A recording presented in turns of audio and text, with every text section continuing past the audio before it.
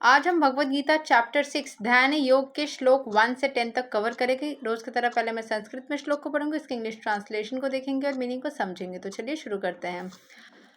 श्लोक 1। श्री भगवान उवाच अनाश्रिता कर्मा फलां कर्यां कर्मा करोति या सा संन्यसी चा योगी चा नानिरग्निर्ना Chakriya. The Supreme Personality of Godhead said, one who is unattached to the fruits of his work and who works as he is obligated is in the renounced order of life, and he is the true mystic, not he who lights no fire and performs no duty. जो इंसान unattached मतलब wait नहीं करता कि उसको जो कर्म करा है उसका फल के लिए वेट नहीं करता, ठीक है, उसको फर्क नहीं पड़ता कि फल मिलेगा नहीं मिलेगा, नहीं मिलेगा तो भी चलेगा, मिलेगा तो अच्छी बात है। And who works as he is obligated in the renounced order of life, मतलब जैसे कि उसको सब त्यागना ही उसका या रिनाउंस्ड एकदम सिंपल लाइफ लीड करना ही उसके लिए बेस्ट है।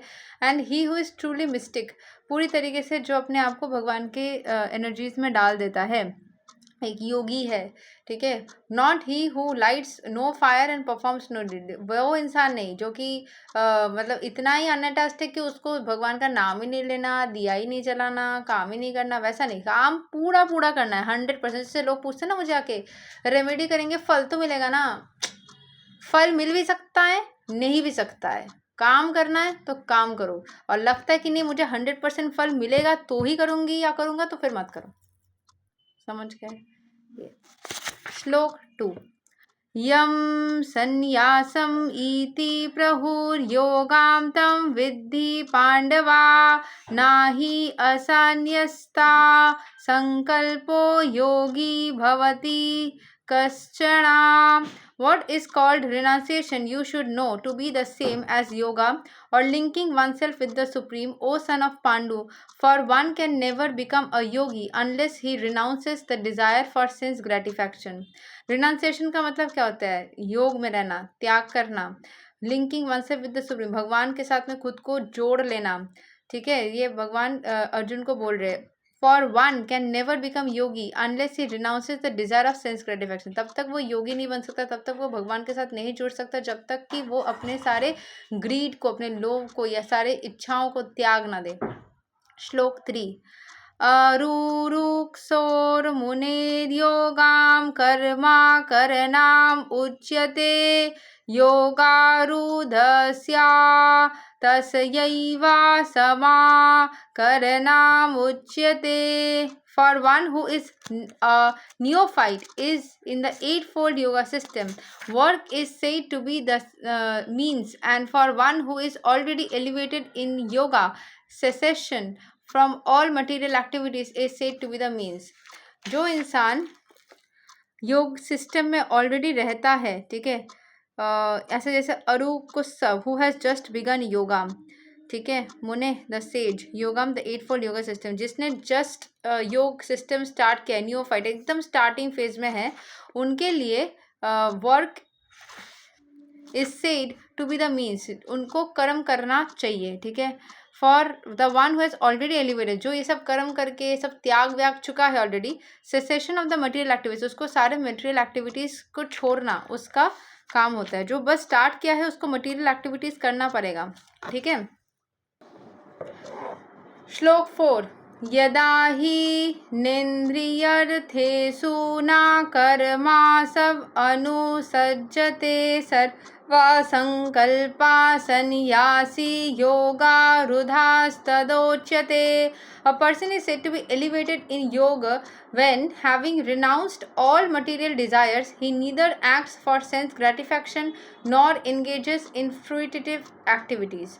तो जो पर्सन है वो एलिवेटेड हो जाता है योग सिस्टम में। अ पर्सन इज एलिवेटेड इन योग system having renounced all material desires, जब वो मटेरियल डिजायर्स को रिनाउंस यानी छोड़ पाता है, he neither acts for sense gratification, वो सेंस ग्रेटिफिकेशन के लिए मतलब अपने सारे जो नॉर्मल सी चीज़ें कि मेरे को गाड़ी चढ़ना है, मुझे बंगला बनाना है, ये सब चीज़ के बारे में सोचता नहीं है, उसके पास ऐसे ही भागी चली जाती है। आपको कोई गिफ्ट कर देगा, जैसे मान लो कोई सिचुएशन में आपको ये सब चाहिए नहीं, आप इसके पीछे भाग नहीं रहे हो, ये चीज़ें आपके पीछे भागना स्टार्ट, माया आपके पीछे भागना स्टार्ट कर देती है, ठीक है। और उस टाइम पे आपको कोई गिफ्ट कर दे, ज़रूरी नहीं कि आपको उसको फेंकना है, यूज़ कर सकते हो। Not engages in fluidity activity, वो इस सबके पीछे भागता नहीं, वो सबके पीछे चलता नहीं। जैसे कोई कथावाचक के ऊपर एक वो निकला था बीच में, वीडियो निकला था कि वो किसी बहुत कॉस्टली बैग यूज़ करी है। ऐसा भी तो हो सकता है उनको किसी ने गिफ्ट किया है और वो उस चीज़ को यूज़ कर रही है, तो ज़रूरी नहीं है। क्योंकि वो इंसान के बारे में आप जब पता ही नहीं है तब क्यों बोल रहे हो कि मोह माया वाला चीज़। मोह माया के पीछे आपको भागना नहीं है, मोह माया आपके पीछे भागेगी। आपको लोग आके प्रेशियस चीज़ें देते रहेंगे, ठीक है। और जब बहुत सारा आपके पास दे के जाएंगे, आप यूज़ करना हो तो यूज़ करो, ठीक है। ऐसे कली सोने में रहता है। सो आपको खुद से आके लोग दे रहे, खुद से आपको उसके पीछे भागने से ही दुख होगा। किसी भी चीज़, इंसान, सामान के पीछे भागोगे वो कभी भी नहीं मिलेगा। नहीं भागोगे, अपने में रहोगे, वो सारे चीज़ें ऑटोमेटिक आ जाएंगे। जब आ जाएंगे तो यूज़ करो, ठीक है। श्लोक 5, उद्धरेद आत्मानतमनां नतमनां अवसादयेत् आत्मैवाहै आत्मनो बन्धुर आत्मैवाधिपुर आत्मना। One must deliver himself with the help of his mind and not degrade himself. The mind is the friend of the conditioned soul and his enemy as well. So, एक इंसान को ना one must deliver himself with the help of mind, अपने mind के help से ना काम करना चाहिए, नॉट डिग्रेड हिमसेल्फ, खुद को नुकसान नहीं करना चाहिए। माइंड एक फ्रेंड भी बन सकता है, एक एनिमी भी बन सकता है। अगर आप माइंड को यूज़ करके गुस्सा करोगे, परेशान फिरोगे, लोगों की बुराइयाँ करोगे, तो आप माइंड को एज एन एनिमी यूज़ कर रहे हो। अगर आप सिचुएशन, नेगेटिव सिचुएशन में भी पॉजिटिव रहोगे, अच्छी अच्छी चीज़ें सुनोगे, बातें सुनोगे, गुस्सा आएगा फिर भी उसको ठीक करने की एटलीस्ट कोशिश करोगे, गुस्सा ही सकता है, उसको ठीक करने की कोशिश करोगे, उससे रिलीज होने की कोशिश करोगे, तो फिर आपके साथ अच्छा होगा। श्लोक 6, बंधुर आत्मतमणास्तस्या येनत्मैवत्मना जिता अनतमणास्तु शत्रुत्वे वर्ते तत्मैवा शत्रुवत्। For him who has conquered the mind is the best of friends. But for one who has failed to do so, the mind will remain the greatest enemy. जिसने माइंड को कॉन्कर कर लिया, माइंड को control करना सीख गया, mind उसके लिए बेस्ट फ्रेंड है। ये बहुत बार बोला जाता है कि ब्रेन को कंट्रोल कर लोगे तो ब्रेन आपके लिए बेस्ट फ्रेंड है, लेकिन ब्रेन को जो कंट्रोल नहीं कर सकता है वो फंस गया। श्लोक 7, जितात्मना प्रसन्तस्या परमात्मा समाहिता शीतोष्णा सुखा दुःखेषु तथा मनापमनायो। For one who has conquered the mind, the super soul is already reached, for he has attained tranquility. To such a man, happiness and distress, heat and cold, honor and dishonor are all the same. एक इंसान जिसने अपने mind के ऊपर conquer कर लिया, mind को पा लिया, ठीक है, जो the super soul is already reach, वो भगवान को रीच कर चुका है। And he has attend tranquillity, उसने पीस को अटेंड कर लिया है। Through such a man happiness and distress, heat and cold, कोई भी सिचुएशन में उसको डाल दो वो हमेशा ही सेम रहता है, उसको कोई भी सिचुएशन में परेशानी नहीं होती है। एटलीस्ट अगर कभी आपको एक चंद सेकंड के लिए, टाइम के लिए अगर गुस्सा आता भी है, फिर भी आप उस चीज़ को ना हैंडल कर लेते हो, आपको ज़्यादा फर्क नहीं पड़ता है। श्लोक 8, ज्ञाना विजनाना तृप्ततमा कूटस्थो विजयेन्द्रिया युक्ता इति उच्यते योगी समालोस्त्रस्मा कनचना।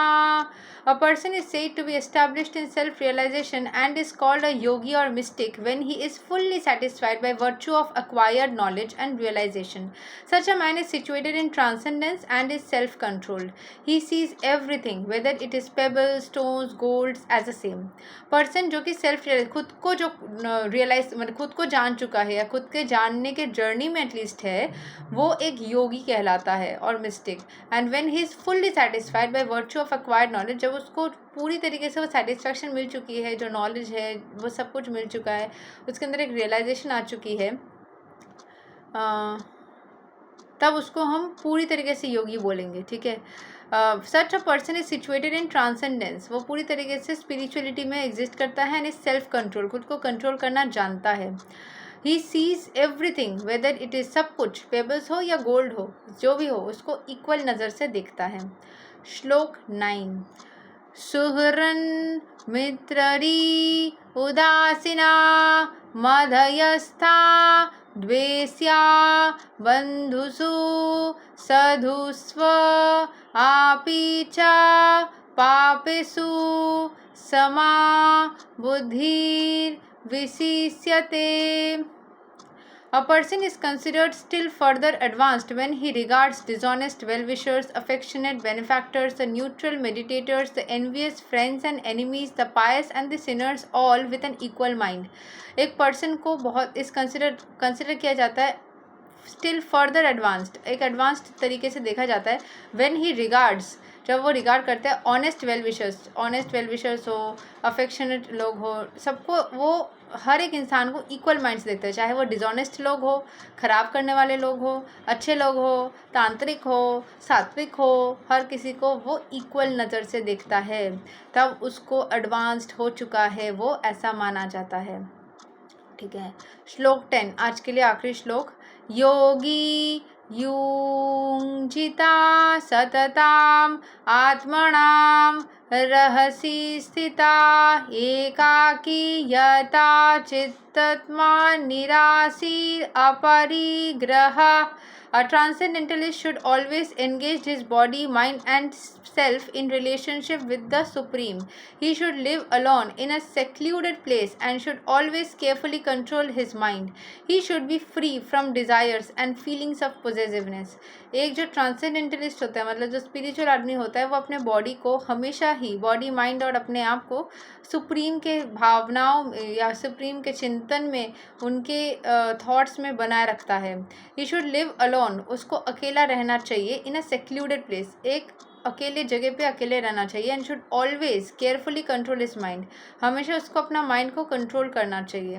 He should be free from desires and feelings of positiveness, उसको हर एक चीज़ में ना फ्री रखना चाहिए अपने माइंड को, हर चीज़ से। हरे कृष्ण कृष्ण कृष्ण हरे हरे, हरे राम राम राम हरे हरे। आज के लिए हम यही तक करेंगे, नेक्स्ट डे हम श्लोक 11 से आगे बढ़ेंगे। तब तक के लिए हरे कृष्ण, राधे राधे, जय श्री राम।